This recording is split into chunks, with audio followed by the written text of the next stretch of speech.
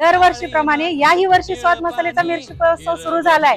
चांगल्या क्वालिटीच्या मिरच्या, जिथे मिरच्यांचं उत्पन्न जास्त आहे त्या ठिकाणी त्या शेतकऱ्यापाशी जाऊन ती मिरचीची क्वालिटी बघून कमीत कमी रेटमध्ये तुमच्यापर्यंत पोहोचवण्याचा प्रयत्न करतोय।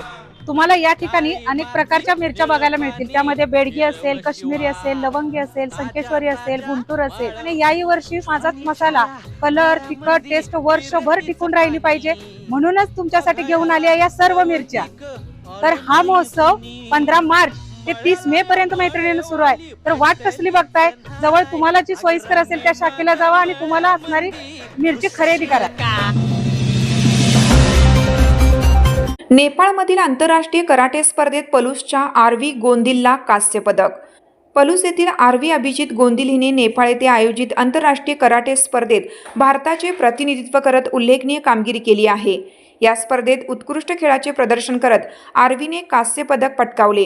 तिच्या या दैदिप्यमान यशामुळे पलूस शहराच्या शिरपेचात मानाचा तुरा रोवला गेला आहे। इयत्ता 5वी शिक्षण घेत असलेली आरवी ही किर्लोस्कर अँड किर्लोस्कर कंपनीचे अधिकारी, माजी नगरसेवक अभिजित गोंदिल आणि पलूस सहकारी बँकेच्या संचालिका अश्विनी गोंदिल यांची कन्या आहे। आरवीच्या या आंतरराष्ट्रीय यशामागे तिच्या पालकांनी दिलेले प्रोत्साहन, मार्गदर्शन आणि सातत्यपूर्ण पाठबळ अत्यंत महत्त्वाचं ठरलं आहे।